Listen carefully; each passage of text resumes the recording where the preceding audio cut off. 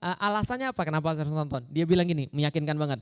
Andaikan saya itu cuma hidup sekali dan saya cuma boleh nonton film sekali, maka saya akan nonton film itu. Saya bilang, luar biasa ya. Kenapa dia bisa sampai pengen mempromosikan banget film itu padahal bukan film dia. Dia nonton juga keluar duit, dia juga bayar. Kenapa dia mau mempromosikan begitu rupa? Jawabannya sederhana.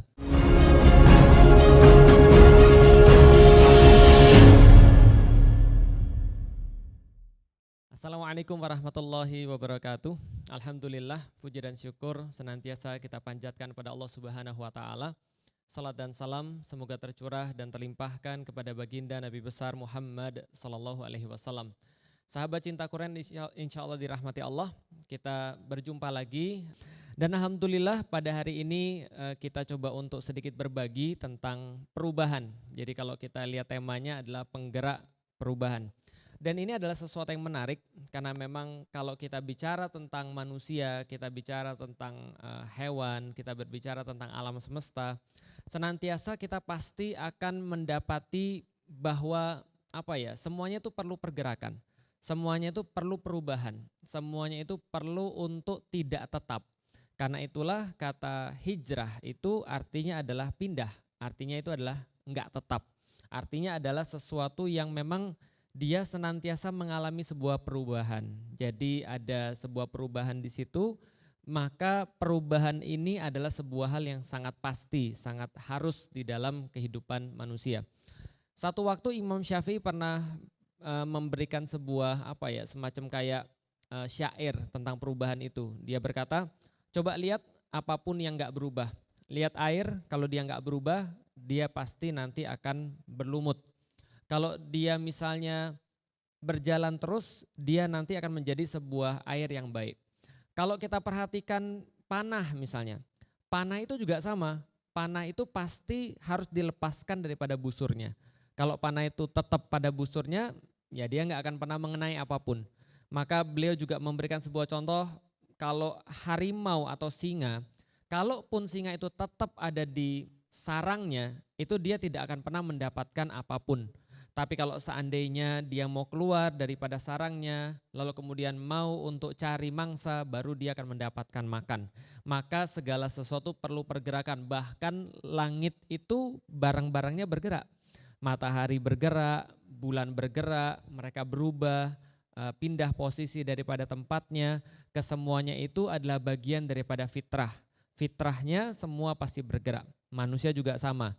Kadang-kadang kalau zaman sekarang terkenal generasi generasi rebahan, generasi yang nggak mau banyak bergerak, maunya tetap di rumah, maunya tidur-tiduran, dan akhirnya apa yang terjadi? Manusia itu kalau seandainya dia tidak bergerak, itu juga pasti akan punya penyakit. Kelenjarnya itu bukan putus ya, terhambat, lalu kemudian dia punya badan sakit dan segala macam. Teman-teman mungkin pernah juga pas lagi sakit, tidur-tiduran itu awal-awalnya enak. Tapi kalau tidur sudah terlalu lama, itu justru tulang-tulangnya sakit. Perubahan ini adalah sesuatu hal yang bersifat fitrah. Segala sesuatu itu perlu pergerakan. Air perlu bergerak, kalau sekarang matahari dan bulan juga bergerak, kalau enggak bergerak gimana? Kiamat. Artinya sudah enggak ada lagi tanda-tanda kehidupan. Bahkan tanda-tanda kehidupan itu sendiri adalah pergerakan atau perubahan. Dan menariknya adalah di dalam Al-Quran juga Allah sampaikan kepada kita tentang perubahan itu sendiri adalah tujuan daripada diturunkannya Al-Quran. Al-Quran itu adalah penggerak perubahan yang paling utama. Kalau seandainya manusia-manusia itu mereka mengalami satu stagnasi atau bahkan mengalami kemunduran, maka Al-Quran datang untuk mengubah manusia. Allah sampaikan di dalam Al-Quran, huwallazi ba'atsa fil ummiyina rasulam minhum yatlu alaihim ayatihi wa yuzakkihim wa yuallimuhumul kitaba wal hikmah wa in kanu min qablu lafi dhalalim mubin. Allah sampaikan adalah Allah yang memerintahkan kepada kemudian hambanya menurunkan Al-Quran kepada hambanya. Untuk apa? Untuk membacakan ayat-ayat Allah. Allah mengambil Nabi dan Rasulullah Muhammad yang terakhir itu untuk membacakan ayat-ayatnya. Selain membacakan ayat-ayatnya, Allah minta untuk mensucikan diri mereka. Dan setelah mensucikan diri mereka, Allah sampaikan mengajarkan kitab dan mengajarkan hikmah. Yang menarik adalah wa in kanu min qablu lafi dhalalim mubin. Dan sebelumnya, sebelum diturunkan Al-Qur'an itu, mereka semua adalah orang-orang yang berada dalam kesesatan yang nyata. Jadi Al-Qur'an adalah penggerak perubahan yang paling utama. Orang yang dari sesat lalu kemudian mendapatkan petunjuk, itu semua karena Al-Qur'an. Orang dari tidak bisa menjadi bisa karena Al-Qur'an. Kalau kita bahas tentang teori perubahan zaman sekarang, dari segi teori psikologi itu mengatakan perubahan itu setidaknya ada 4. Yang pertama adalah perubahan secara kognitif, yang kedua adalah perubahan secara afektif, yang ketiga adalah perubahan secara motorik, dan yang keempat perubahan secara behavioral atau perubahan secara tingkah laku. Dan kalau kita lihat kognitif itu apa sih? Kognitif itu gampangnya gini, dari nggak tahu jadi tahu. Kalau afektif itu apa sih? Dari nggak pengen jadi pengen. Kalau perubahan motorik itu apa sih? Perubahan motorik itu dari nggak bisa menjadi bisa. Lalu kalau perubahan behavioral itu apa? Perubahan behavioral itu dari nggak nyaman menjadi nyaman. Itu adalah perubahan-perubahan yang memang Al-Qur'an inspirasi semuanya, dari mulai kognitif, dari nggak tahu menjadi tahu, lalu menuju kepada afektif, dari nggak pengen menjadi pengen, lalu menuju kepada motorik, dari nggak bisa menjadi bisa, lalu sampai ke behavioral, dari nggak nyaman menjadi nyaman. Dan ini perubahan ini dihantarkan menjadi daripada ayat yang tadi, yaitu adalah pertama, membacakan pada mereka ayat-ayat Allah supaya mereka dari tidak tahu menjadi tahu. Yang kedua adalah mensucikan mereka agar mereka dari nggak pengen menjadi pengen. Yang ketiga adalah mengajarkan pada mereka kitab atau halal dan haram, dari nggak bisa menjadi bisa. Yang keempat hikmah. Nah ini yang membuat mereka dari nggak nyaman menjadi nyaman. Dan perubahan-perubahan ini adalah perubahan yang sangat luar biasa. Maka kalau kita lihat di dalam sejarah peradaban manusia sendiri, kita nggak melihat satupun peradaban yang bisa berubah lebih cepat, lebih besar, lebih masif, lebih luas, dan lebih permanen daripada perubahan yang dihasilkan oleh Al-Qur'an. Maka wajar saja ketika Allah sampaikan wa in kanu min qablu lafi dhalalim mubin. Dan mereka ini sebelumnya adalah kaum yang sangat sesat, kaum yang sesatnya terang banget, kaum yang sesatnya nyata banget, dan mereka aja bisa diubah dengan Al-Qur'an. Sejarah mencontohkan kepada kita bagaimana Umar bin Khattab yang awalnya itu nggak suka dengan Nabi, yang awalnya itu membenci dakwahnya Nabi, tapi karena kemudian terinstal oleh Al-Qur'an, maka dia menjadi seorang pribadi yang jauh berbeda, jauh berubah, menjadi pribadi yang sangat memahami bagaimana kehidupan, lalu akhirnya mengetahui yang mana yang harus diperjuangkan, bahkan rela untuk mati di dalam agama barunya, yaitu adalah agama Islam. Perubahan-perubahan kayak ginilah yang diamanahkan oleh Allah di dalam Al-Qur'an. Artinya, kalau ada orang yang muslim, ada orang yang sudah mengucapkan 2 kalimat syahadat, lalu dia tidak ada yang berganti di dalam hidup dia, maka pasti ada masalah. Maka pasti ada problem dalam dia untuk memahami Islam. Maka pasti ada problem bagi dia untuk mengaplikasikan Al-Qur'an. Kenapa? Karena Al-Qur'an sama dengan perubahan. Berarti kalau ada orang membaca Al-Qur'an, ada orang bersyahadat, ada orang mengaku sebagai orang muslim tapi kehidupannya tidak ada yang berubah, maka kita perlu pertanyakan yang dia pelajarin sudah tepat atau belum.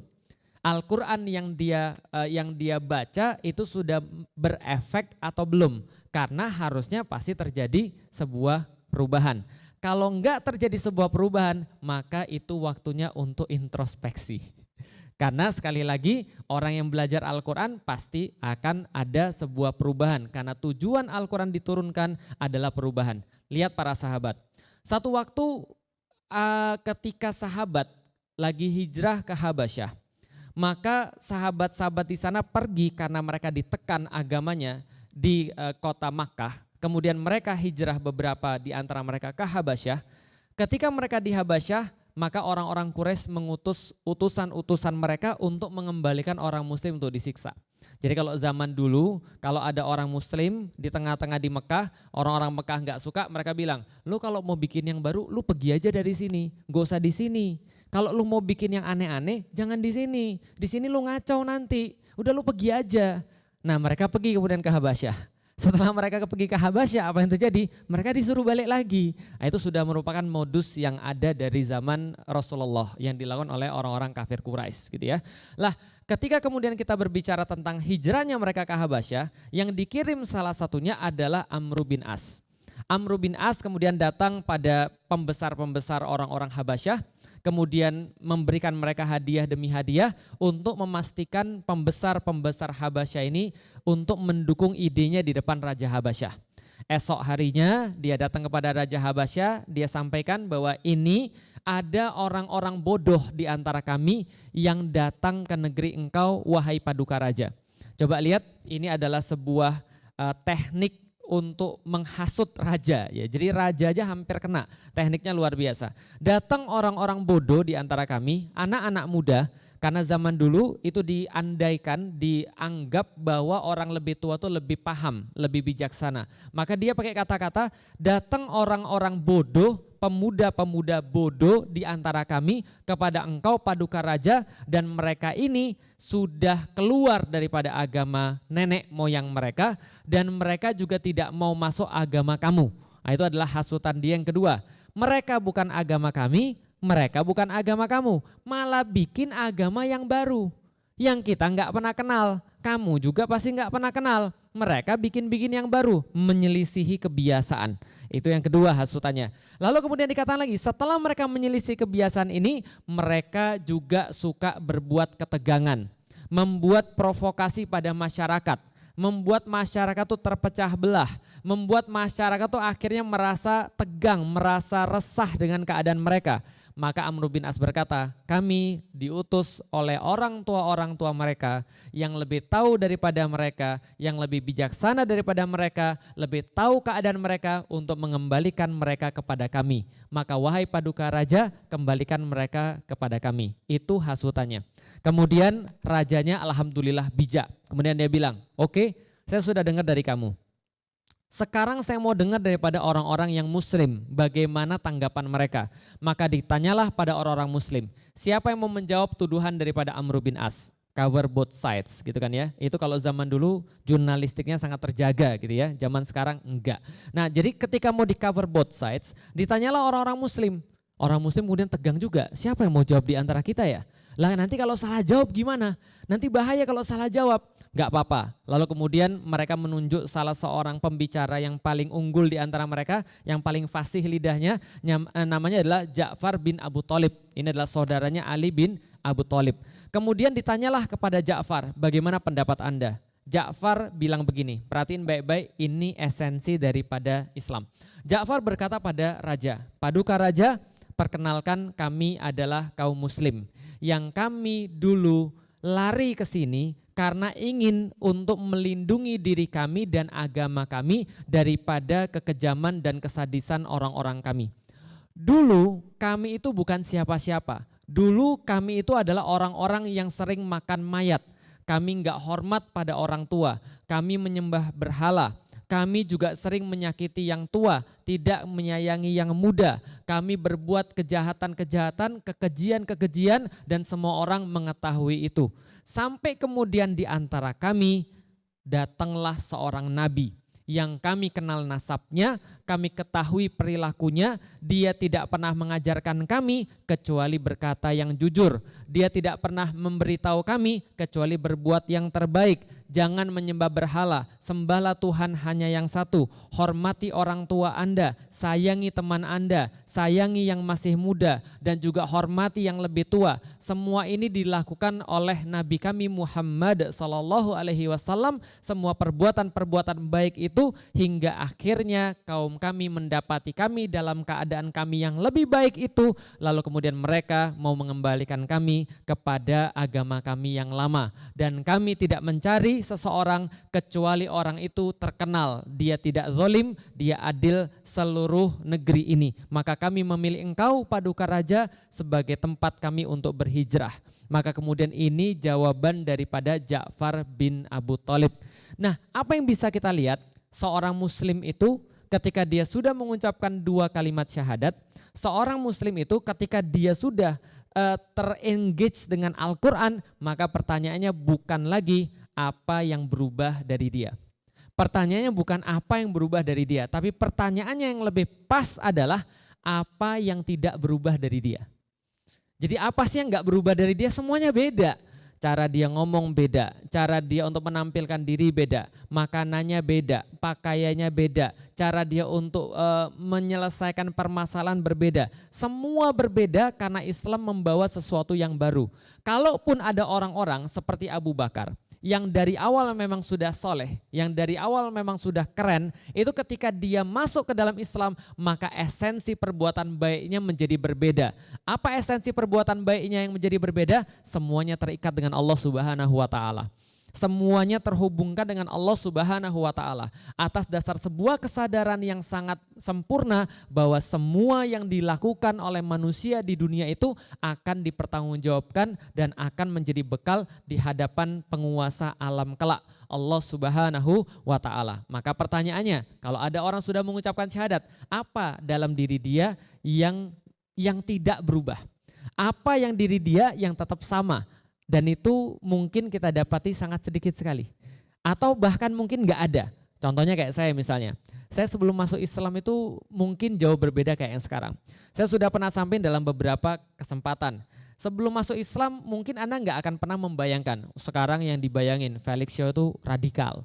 Yang dibayangin apa? Felix Shaw itu tegas. Apalagi ganteng itu pasti gitu kan ya. Apalagi yang dibayangin? Ya segala macam lah.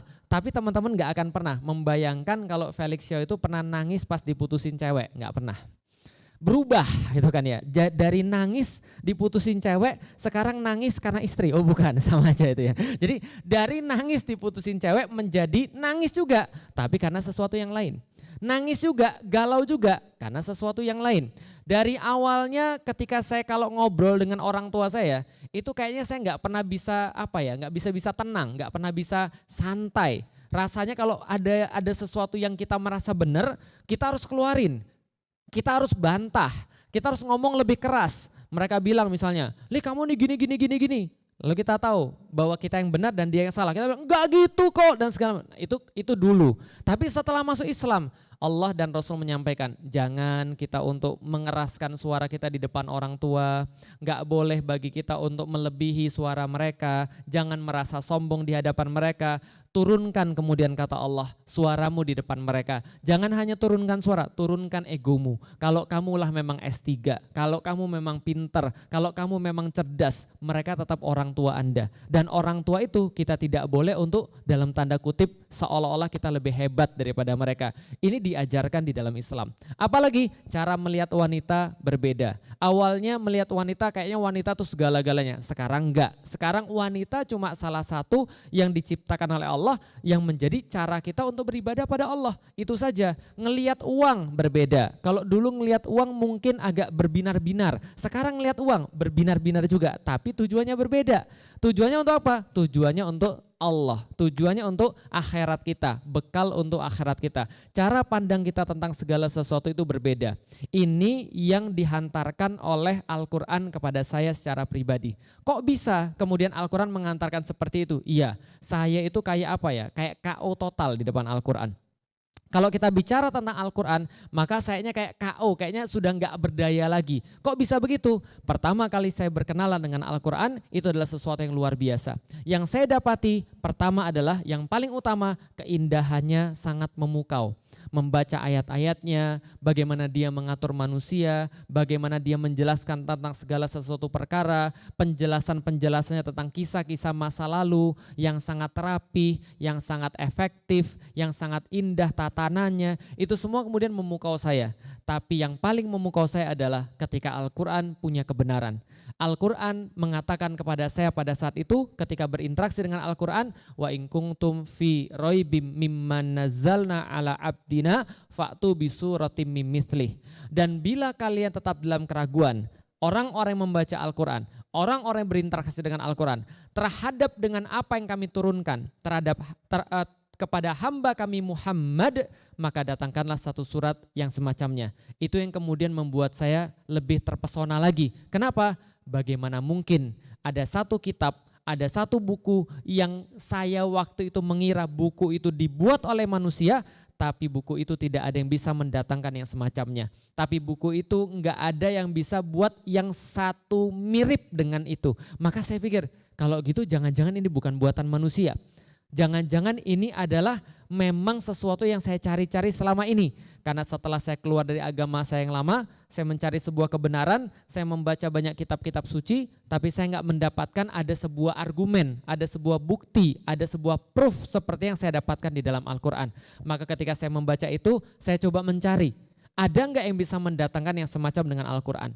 Ada enggak yang bisa membuat yang mirip dengan Al-Quran? Maka saya dapati semuanya bertekuk lutut di hadapan Al-Quran. Dengan keindahan bahasanya, dengan keindahan tatanannya, dengan keajaiban pewahyuannya. Semua tidak ada yang bisa menandingi semisal dengan Al-Quran. Maka Al-Quran mengubah saya. Ketika saya tunduk di hadapan Al-Quran, maka saya menjadikan Al-Quran di depan, maka kemanapun Al-Quran meminta, kemanapun Al-Quran mengarahkan, maka saya diubah, digerakkan oleh Al-Quran. Maka inilah Al-Quran. Maka setelah kemudian kita diubah oleh Al-Quran, apa hak Al-Quran terhadap kita? Kalau saya lebih menyebutnya bukan hak, tapi apa kewajiban Al-Quran, kewajiban kita terhadap Al-Quran yang harus kita tunaikan. Satu waktu ada yang pernah bertanya kepada saya, kenapa sih kalau kita berdakwah itu harus kayaknya susah? Saya kan mahasiswa kedokteran. Mahasiswa kedokteran itu kalau misalnya belajar kan tahu seperti apa buku-bukunya. Buku-bukunya itu udah kayak bantal. Buku-bukunya itu bahkan lebih tebal daripada bantal, yang jelas lebih keras. Dan hafalannya banyak banget. Belum lagi praktikumnya dan segala macam. Kenapa sih kita masih harus disusahkan lagi dengan dakwah? Lalu pertanyaannya, gimana caranya kita bisa berdakwah di tengah-tengah kesulitan kita sebagai mahasiswa kedokteran? Ketika saya ditanya gitu, saya bilang begini, oke, saya mau nanya balik. Kalau kita lagi mencintai seseorang, taruhlah misalnya pacaran itu kita nggak bahas tentang halal atau haramnya. Kalau saya ada orang lagi pacaran, ada nggak orang lagi pacaran terus nanya, saya kan mahasiswa kedokteran. Atau saya kan mahasiswa tingkat akhir, atau tingkat akhir banget yang gak lulus-lulus itu, gitu kan ya. Apakah mereka pernah bertanya, gimana caranya saya bisa meluangkan waktu untuk ngapel? Gak ada. Atau lah ginilah ceritanya, Anda mau nikah, lalu sudah dapat tanggalnya, sudah dapat tempatnya, sudah pesan cateringnya, yang jelas sudah ada yang mau gitu kan ya. Lalu dia kemudian bilang, kita nikah tanggal segini. Ada nggak alasan Anda, kalau nggak penting-penting banget seperti contoh nenek Anda mati gitu kan ya, atau orang tua Anda mati misalnya, ada nggak alasan misalnya, oh sebentar, kayaknya ini saya lagi mahasiswa atau terlalu sulit untuk bisa menikah? Enggak. Artinya apa? Kalau kita sudah mencintai sesuatu, maka kita nggak lagi ngitung beban. Kita nggak lagi ngitung kemudian kesulitan, yang kita hitung semuanya adalah kemudahan. Dan orang yang sudah jatuh cinta, orang yang sudah mencintai itu pasti banyak nyebut-nyebut. Itu pasti akan mau senantiasa mendakwahkan apa yang dia cintai. Satu lagi contoh, teman saya baru nonton film Joker. Kemudian dia bilang, Ustadz harus nonton deh, ini film bagus banget. Serius Ustadz, ini film keren banget. Saya bilang, emang kerennya di mana? Pokoknya keren banget deh, Ustadz harus nonton. Ini banyak banget teori-teori tentang psikologi dan segala macam. Lalu saya bilang, kenapa lagi saya harus nonton? Dia bilang, pokoknya Ustadz harus nonton. Bahkan kalau seandainya saya harus bayar Ustadz harus nonton. Dia bilang gitu. Lalu kemudian yang kedua, ada teman saya lagi habis nonton Avengers Endgame. Lalu kemudian dia bilang lagi, Ustadz harus nonton. Ini teman yang lain lagi. Kenapa saya harus nonton? Pokoknya Ustadz harus nonton. Saya bilang nantilah kapan-kapan kalau sudah keluar bajakannya. Oh enggak gitu kan ya. Nantilah kapan-kapan kalau saya sempat. Lalu enggak Ustadz harus nonton. Saya bilang alasannya apa? Kenapa saya harus nonton? Dia bilang gini, meyakinkan banget. Andaikan saya itu cuma hidup sekali dan saya cuma boleh nonton film sekali, maka saya akan nonton film itu. Saya bilang, luar biasa ya. Kenapa dia bisa sampai pengen mempromosikan banget film itu padahal bukan film dia. Dia nonton juga keluar duit. Dia juga bayar. Kenapa dia mau mempromosikan begitu rupa? Jawabannya sederhana. Karena dia terpesona, karena dia terpukau, dan karena dia jatuh cinta terhadap film tadi. Karena itulah dia rela untuk mau mempromokan film tadi. Islam juga sama, Al-Quran juga sama. Maka bagi orang-orang yang merasa dirinya benar-benar diubah oleh Al-Quran, dirinya benar-benar mendapatkan manfaat daripada Al-Quran, dia nggak usah disuruh. Dia nggak usah dibayar, dia bayar aja mau. Dia nggak usah disuruh, dia sukarela. Kenapa? Karena dia tahu seperti apa manfaat Al-Quran bagi dia, bagaimana Al-Quran sudah menggerakkan dia untuk berubah, dan bagaimana dia pengen agar orang lain juga mendapatkan perubahan yang sama digerakkan oleh Al-Quran seperti dia. Ini kemudian yang menjadi menurut saya kewajiban kita terhadap Al-Quran. Atau lebih tepatnya adalah konsekuensi kita ketika kita mencintai Al-Quran. Maka ketika kita mencintai Al-Quran, kita merasa Al-Quran punya benefit terhadap diri kita, pasti kita mau untuk berbagi kepada yang lainnya. Kita mau berbagi kepada orang-orang yang kita cintai juga. Ini adalah menurut saya adalah konsekuensi logis daripada kecintaan kita terhadap Al-Quran. Kalau misalnya kita belum ada kayak gitu terus gimana? Berarti kita harus cari kenapa kita harus mencintai Al-Quran. Maka teman-teman sekalian, dalam acara puncak ini Masya Allah Amazing Muharram yang ke-9. 9 itu adalah angka yang puncak. Nah, berarti 9 adalah angka puncak, Masya Allah. Karena itulah kita harus untuk menunaikan apresiasi kita terhadap Al-Quran, konsekuensi kita dalam mencintai Al-Quran. Bagaimana caranya? Mendakwahkan Al-Quran. Dan tidak hanya mendakwahkan Al-Quran, tapi juga mendukung setiap program, mendukung setiap organisasi, mendukung setiap kelompok yang mau untuk mendakwahkan Al-Quran. Karena kenapa? Andai dakwah ini bisa untuk diri sendiri, maka Rasulullah tidak perlu dengan yang lain. Rasulullah itu bisa kalau minta sama Allah, mau minta sama Allah, ya Allah saya pengen sendirian aja, gak usah sama sahabat, menangkan Islam dengan saya sendiri, bisa.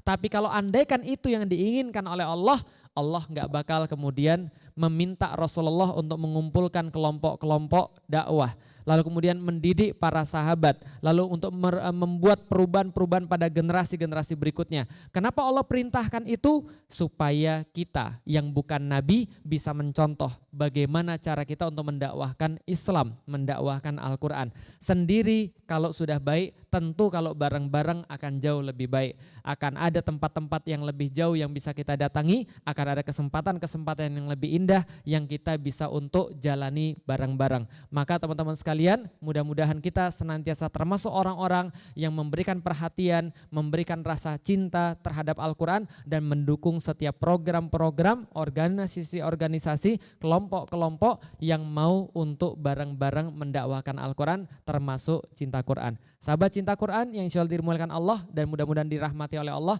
mudah-mudahan duduknya kita di rumah, duduknya kita di tempat-tempat yang mungkin terpisah satu sama lain, tapi tidak menjadikan hati kita terpisah, tapi menjadikan hati kita tetap bersatu, diikat oleh Al-Quran, diikat oleh kecintaan kita terhadap Allah Subhanahu wa Ta'ala, dan mudah-mudahan Allah menjumpakan kita kembali dalam kondisi yang lebih baik. Dan kalau di dunia bukan merupakan tempat kita untuk berjumpa, maka mudah-mudahan surga adalah tempat bagi kita untuk bertetangga. Assalamualaikum warahmatullahi wabarakatuh.